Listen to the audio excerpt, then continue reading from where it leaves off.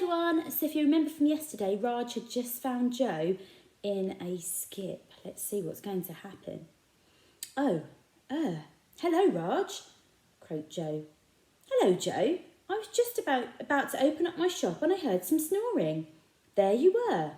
I was quite surprised, I must tell you. I don't snore, protested Joe. I regret to inform you that you do. Now would you be so kind as to climb out of the skip and step inside my shop? I think we need to talk, said Raj in a deadly serious tone. Oh no, thought Joe, now I'm in trouble with Raj. Although Raj was adult in age and size, he was nothing like a parent or a teacher, and it was really difficult to get into trouble with him. Once one of the girls from Joe's school had been caught trying to steal a bag of Wotsits from the newsagent, and Raj had banned her from his shop for all of 5 minutes. The dusty billionaire clambered out of the skip. Raj fashioned him a stool from a stack of Heat magazines and wrapped a copy of the Financial Times over his shoulders like it was a big, pink, boring blanket. You must have been outside in the cold all night, Joe. Now, you must eat some breakfast. A nice hot mug of lilt, perhaps? No, thanks, said Joe. 2 Rolo eggs poached? Joe shook his head.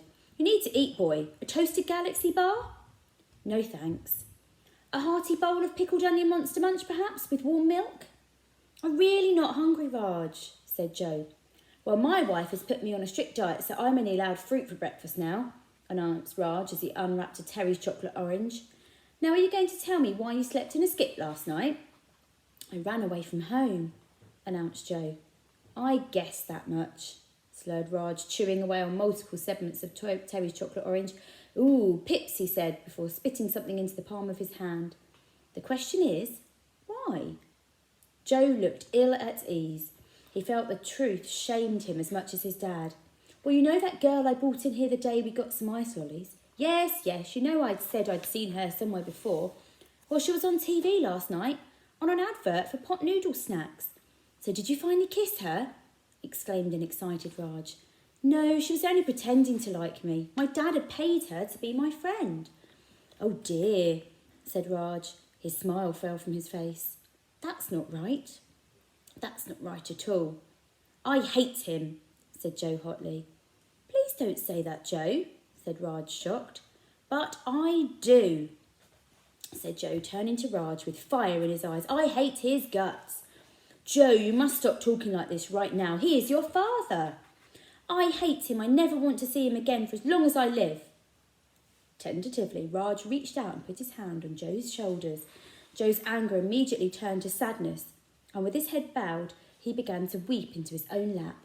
His body shook involuntarily as the waves of tears ebbed and flowed through him. I can understand your pain, Joe. I really can, ventured Raj.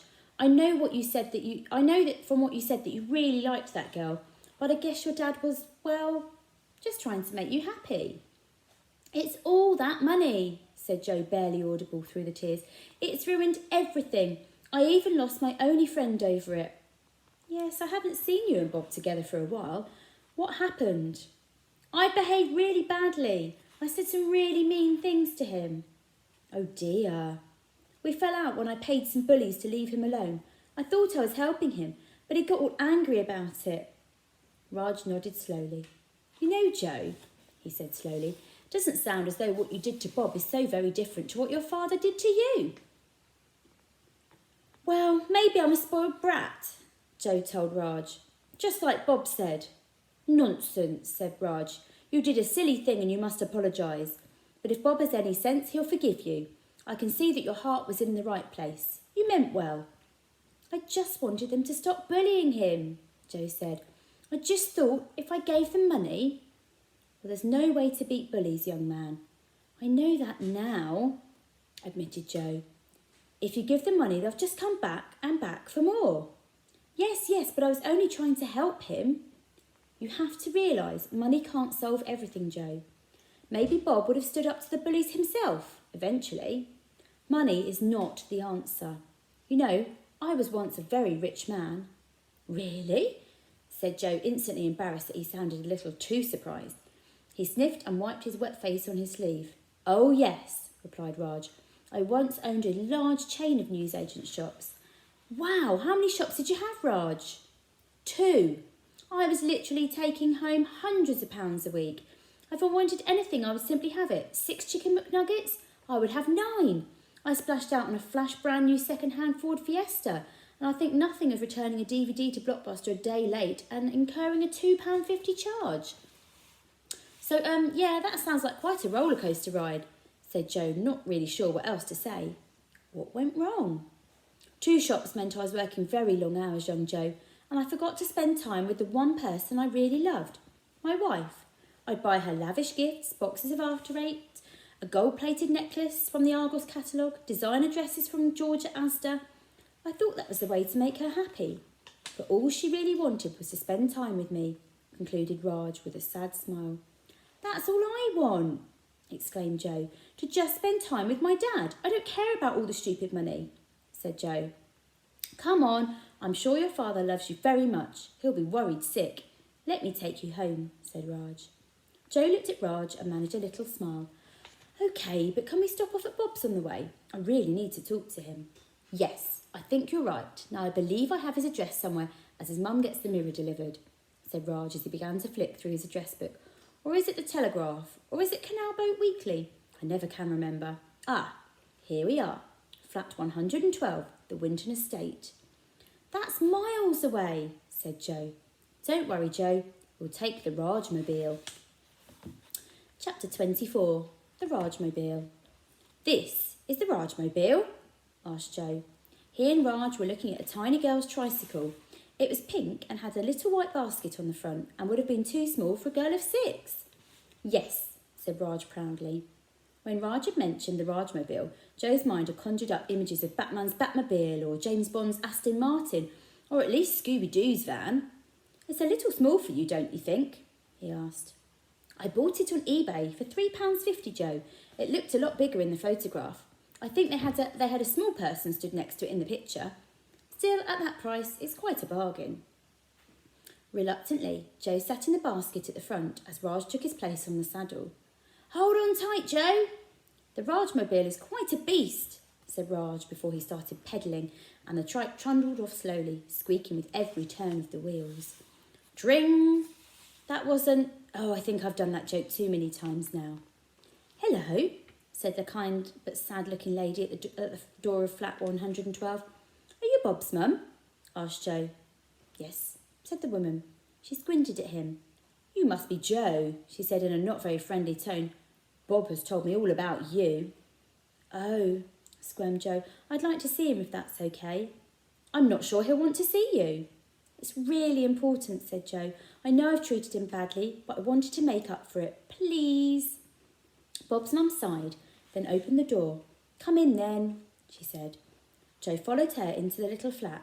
The whole thing could have fitted into his ensuite bathroom. The building had definitely seen better days. Wallpaper was peeling off the walls, and the carpet was worn in places. Bob's mum led Joe along the corridor to Bob's room and knocked on his door. What? Came Bob's voice. Joe's here to see you.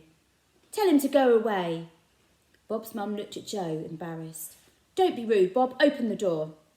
I don't want to talk to him. Maybe I should go, whispered Joe, half turning towards the front door. Bob's mum shook her head. Open this door at once, Bob, you hear me? At once. Slowly the door opened. Bob was still in his pyjamas and stood staring at Joe. What do you want? He demanded. To talk to you, replied Joe. Go on then, talk. Shall I make you some breakfast? Asked Bob's mum. No, he's not staying, replied Bob. Bob's mum tutted and disappeared into the kitchen. I just came to say I'm sorry, spluttered Joe. It's a bit late for that, isn't it? Said Bob. Look, I am so sorry for all the things I said. Bob was defiant in his anger. You were really nasty. I know, I'm sorry. I just couldn't work out why you were so upset with me. I only gave the grubs money because I wanted to make things easier for you. Yes, but... I know, said Joe hurriedly. I realise now it was the wrong thing to do. I'm just explaining how I felt at the time. A true friend would have stuck up for me, supported me, instead of flashing their money around to make the problem go away. I am silly, Bob. I know that now. A great, big, silly boy. Bob smiled a little, though he was clearly trying hard not to. Let's find out later what happens in tomorrow's bit. Bye!